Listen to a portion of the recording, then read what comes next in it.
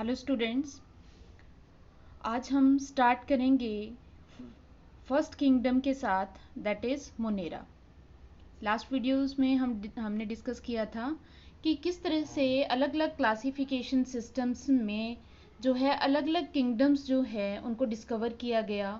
हमने 2 kingdom classification, 3 kingdom classification, 4 और 5 kingdom classification जो है वो पढ़ा। तो हमने देखा the most adopted classification system was 5 kingdom classification system. हालांकि उसके बाद भी बहुत सारे क्लासिफिकेशन सिस्टम जो है इवॉल्व हो चुके हैं, बट अभी जो हम 11th में जो पढ़ेंगे वो हम according to 5 kingdom classification system के अकॉर्डिंग ही हम पढ़ेंगे। तो इसमें हम सबसे पहली जो किंगडम है उससे स्टार्ट करते हैं, जिसको हम कहते हैं किंगडम मोनेरा। इसको हम किंगडम ऑफ प्रोकैरियोट्स भी कहते हैं, क्योंकि ये वो किंगडम है जिसमें जितने भी प्रोकैरियोट्स जो हैं वो इसी के अंडर आते हैं, और वो सारे के सारे बैक्टीरिया हैं जो प्रोकैरियोट्स हैं। 9th क्लास में हमें बताया जाता है व्हाट आर प्रोकैरियोट्स। हम बताते हैं ऐसी सेल्स जिसमें वेल डिफाइंड न्यूक्लियस नहीं होता। वेल डिफाइंड मीन्स जो जेनेटिक मटेरियल है उसके चारों तरफ कोई भी एनवेल्प नहीं होता, तो उसको कह देते हैं हम प्रोकैरियोटिक सेल, या जो कि वेल डिफाइंड सेल नहीं है। और इसके अलावा भी हमें बताया जाता है कि मेम्ब्रेन बाउंड ऑर्गेनेलीज जो है इनमें एब्सेंट होती है। सर्कुलर जो है सिंगल सर्कुलर डीएनए जो है इसमें प्रेजेंट होता है। तो ये हमने 9th क्लास में देखा था कि व्हाट आर प्रोकैरियोटिक सेल्स। अब हम देखेंगे किंगडम मोनेरा के कौन कौन से मेंबर्स हैं और उनके क्या क्या कैरेक्टरिस्टिक्स हैं। सबसे पहले तो this kingdom include all the bacteria. This kingdom was created by Copeland. ये हमने देख लिया था कि जब क्लासिफिकेशन सिस्टम पढ़ते थे तो कोपलैंड ने सबसे पहले जो मोनेरा किंगडम थी उसको डिस्कवर किया था इन 1956। It includes unicellular and prokaryotic organisms. ये आपने याद रखना है, इसके अंडर यूनिसेलुलर और प्रोकैरियोटिक ऑर्गेनिज्म जो है इस किंगडम के अंडर आते हैं। अब बात आ जाती है नेक्स्ट, प्रो मीन्स प्रिमिटिव। इसका जो मीनिंग है प्रोकैरियोटिक का, that is pro means primitive, primitive type of karyon. Karyon mean nucleus, karyos mean nucleus, जिसमें न्यूक्लियस प्रिमिटिव टाइप का हो, means not well defined nucleus, तो उसको हम कहते हैं प्रोकैरियोटिक सेल। अब थोड़ा सा हम देख लेते हैं, रिवाइज कर लेते हैं what are the general characteristics shown by prokaryotic cells. तो सबसे पहली और सबसे मेन जो कैरेक्टरिस्टिक है प्रोकैरियोटिक सेल्स की, तो वो है नेकेड एंड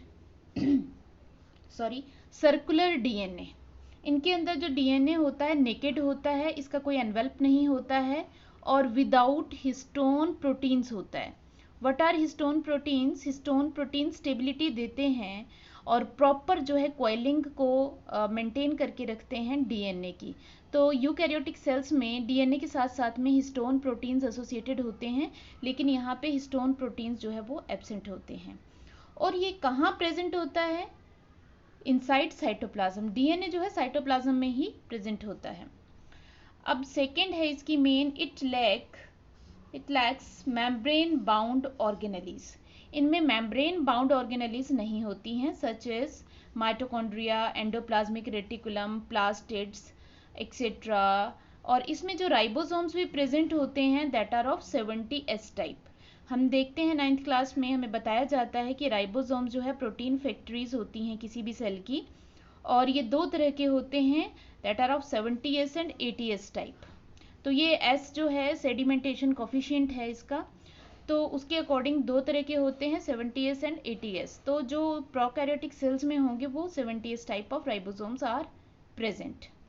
और थर्ड, अगर इनमें सेल वॉल प्रेजेंट होती है, बहुत ही रिजिड होती है और ये प्रोटेक्शन के लिए होती है, और इसकी जो कंपोजिशन होती है वो भी स्पेसिफिक होती है, that is different from that of cell wall of fungi and that of cell wall of plants. अब क्या डिफरेंस होता है वो हम डिटेल में अभी करेंगे। अब इसके अलावा जो है अब किंगडम मोनेरा में, ये तो हमने प्रोकैरियोटिक जो थे उनके करेक्टरिस्टिक देखे प्रोकैरियोटिक सेल के, अब हम मोनेरा की बात कर रहे हैं। तो इसमें जो है मोस्ट अबंडेंट जो माइक्रोब्स हैं वो अर्थ के ऊपर, जितने भी माइक्रोब्स हैं वो मोनेरा के ही माइक्रोब्स हैं जो अर्थ के ऊपर प्रेजेंट होते हैं, और दे अकर एवरीवेयर, हर जगह पे ये प्रेजेंट होते हैं। Also found in harsh habitat such as hot springs, desert, snow, deep oceans. हमें ये पता है जो माइक्रोब्स है they are present everywhere but are also present in harsh habitats such as, कहाँ कहाँ प्रेजेंट है? हॉट स्प्रिंग्स, गर्म पानी के झरने होते हैं, डेजर्ट्स हैं जहाँ पे टेम्परेचर बहुत ज़्यादा होता है, स्नो है जहाँ पे टेम्परेचर बहुत ही कम होता है, और इनसाइड डीप ओशंस, ओशंस में बहुत ही डीप जहाँ पे बहुत ही कम ऑर्गेनिज्म सर्वाइव कर पाते हैं वहाँ पे भी ये प्रेजेंट होते हैं। मैनी बैक्टीरिया लिव इन और on other organism as parasite. बहुत सारे बैक्टीरिया ऐसे हैं जो कि किसी और ऑर्गेनिज्म की बॉडी के अंदर या बॉडी के ऊपर प्रेजेंट होते हैं, तो उनको हम क्या कहते हैं? पैरासाइट्स। अब बात आ जाती है साइज की, तो साइज इनका बहुत वेरी करता है। जो mostly 1 to 5 micron meter diameter जो है इनका होता है, हालांकि ये वेरी करता है, लेकिन सबसे ज़्यादा जितने भी बैक्टीरिया हैं उनका डायमीटर 1 to 5 माइक्रोन मीटर ही होता है। तो ये मोनेरा के जो मेंबर्स हैं उसकी करेक्टरिस्टिक हम जो है वो कर रहे थे। अब बात आ जाती है नेक्स्ट, शेप ऑफ बैक्टीरिया। अब जो बैक्टीरिया हैं वो बहुत ही अलग अलग शेप्स के जो है वो प्रेजेंट होते हैं। कौन कौन सी शेप्स होती हैं बैक्टीरिया की? तो हमने इनको डिवाइड कर रखा है कई शेप्स में, coccus, bacillus, spirillum, vibrio, stalked and budded. तो ये हमने अलग अलग डिवाइड कर रखा। तो वन बाय वन हम देखते हैं। सबसे पहली शेप है कोकस। कोकस मीन्स स्फेरिकल और ओवॉइड इन शेप। ज़्यादातर स्फेरिकल शेप के जो होते हैं उनको हम कोकस बैक्टीरिया कहते हैं। फॉर एग्जाम्पल यहाँ पे दे रखा, अगर वो एक सिंगल है, ये शेप है कोकस की, अगर वो एक सिंगल ही है एक बैक्टीरिया तो हम उसको कहेंगे मोनोकोकस। अगर दो बैक्टीरिया आपस में इस तरह से ज्वाइन कर जाते हैं थ्रू जिलेटिनस शीथ तो हम उनको कह देते हैं डिप्लोकोकस। और अगर 4 बैक्टीरिया इस तरह से ज्वाइन कर जाएं तो हम उसको कह देते हैं टेट्राकोकस। और अगर वो एक चेन की फॉर्मेशन कर दें तब हम उनको कहते हैं स्ट्रेप्टोकोकस। तो ये तो थी कोकस शेप।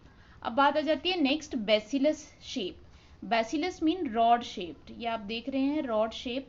तो ये बैक्टीरिया रॉड शेप होते हैं, दो जुड़ गए तो डिप्लोकोकस है, बहुत सारी चेन फॉर्मेशन कर दी देन स्ट्रेप्टोबैसिलस। यहाँ डिप्लोबैसिलस और यहाँ पे स्ट्रेप्टोबैसिलस। थर्ड शेप इज स्पाइरिलम, जो कि कॉर्क स्क्रू, जिस तरह से कॉर्क के स्क्रू होते हैं या हम स्पाइरल फॉर्म भी इसको कह सकते हैं इस तरह से, तो इस शेप को कहा जाता है spirillum shape. Next shape is vibrio. Vibrio that is coma shape, जिस तरह से कोमा होता है उस तरह की शेप के ये होते हैं। इन फॉर्म्स में जो भी हम पढ़ रहे हैं इनमें फ्लैजिलम प्रेजेंट भी हो सकता है और एब्सेंट भी हो सकता है। नेक्स्ट शेप इज स्टॉक्ड, जिसमें हमें ये लगता है नीचे एक स्ट्रक्चर की फॉर्मेशन हो जाती है that look just like a stock, तो इसको फॉर्म को बोला जाता है स्टॉक्ड। एक और फॉर्म है बडिड, तो बैक्टीरिया की बॉडी से ऊपर स्पोर लाइक फॉर्मेशन हो जाती है जिसको हम बोलते हैं बडिड शेप ऑफ बैक्टीरिया। तो ये तो थी डिफरेंट शेप्स, बहुत इंपॉर्टेंट है, एग्जाम पॉइंट ऑफ व्यू से भी बहुत इंपॉर्टेंट है, बहुत बार एग्जाम्स में आती हैं आपको शेप्स ऑफ बैक्टीरिया। अब मैंने आपको कहा कि इनके ऊपर फ्लैजिला भी प्रेजेंट हो सकते हैं। फ्लैजिला आपने पढ़ा है क्या होती हैं? एक लोकोमोटरी ऑर्गेनली होती है जो लोकोमोशन और मूवमेंट में हेल्प करती हैं। तो बैक्टीरिया दो तरह के होते हैं, flagellate and non flagellate.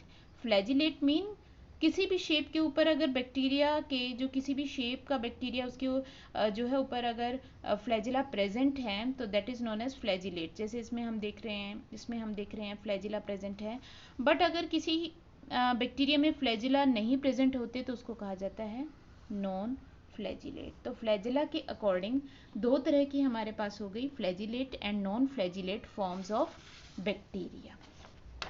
Now next अब हम मूव करते हैं। हम बैक्टीरिया को बहुत सारी स्टेनिंग टेक्निक्स के थ्रू भी पास करते हैं। तो उन स्टेनिंग टेक्निक्स के अकॉर्डिंग भी हम बैक्टीरिया को कई बार दो तरह के ग्रुप्स में क्लासीफाई कर देते हैं।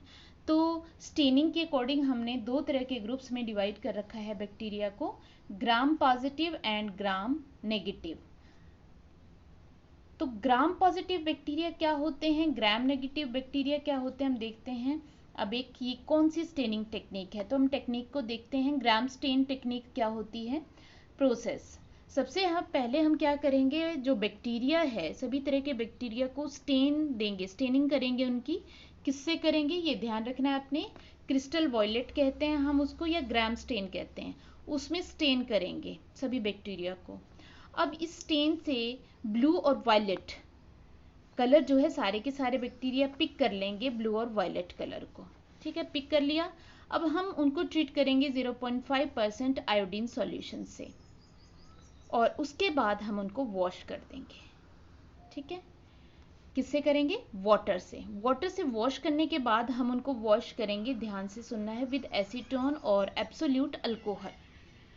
अब आपको पता है कि जब भी अल्कोहल में किसी भी सेल को वॉश किया जाता है तो उसमें से जितना भी उसका लिपिड ऑयल्स होते हैं वो अल्कोहल में डिसॉल्व हो जाते हैं। तो क्या होगा, हम देखेंगे दो तरह के बैक्टीरिया हमें अब उसमें दिखेंगे। कौन से होंगे, कुछ ऐसे होंगे जो ब्लू कलर को रिटेन ही रखेंगे, जो ग्राम स्टेन का कलर था, जो रिटेन रखेंगे उनको हम कहेंगे ग्राम पॉजिटिव। और कुछ ऐसे होंगे जो रिटेन नहीं रखेंगे, तो उनको हम क्या कहेंगे, ग्राम नेगेटिव बैक्टीरिया। तो अब क्या रीज़न है कि कुछ बैक्टीरिया जो है स्टेन को रिटेन कर लेते हैं और कुछ नहीं कर पाते हैं, उसके पीछे रीज़न है क्योंकि जो ग्राम पॉजिटिव हैं उनकी सेल वॉल में सेल मेम्ब्रेन में लिपिड का कंटेंट, किसमें, सेल मेम्ब्रेन में लिपिड का कंटेंट जो है वो बहुत ही कम होता है।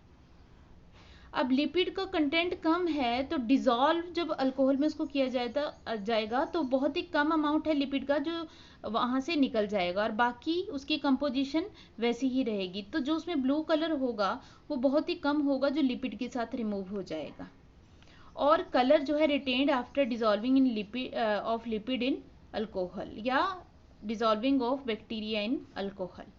लेकिन जो ग्राम नेगेटिव है उनमें क्या होता है, लिपिड बहुत ज़्यादा होते हैं। तो मतलब मैक्सिमम जो एरिया होता है, मैक्सिमम जो पार्ट होता है सेल मेम्ब्रेन का, वो किसने कवर किया होता है, लिपिड ने। तो जैसे हम उसको अल्कोहल में डिसॉल्व करेंगे तो अल्कोहल में डिसॉल्व होते ही जो लिपिड है वो सारा का सारा अल्कोहल में ही डिसॉल्व हो जाएगा, और जो पीछे पार्ट रह जाएगा सेल मेम्ब्रेन का वो कम रह जाएगा, तो जिसके अंदर बहुत ही कम कलर जो है वो रिटेन रहता है।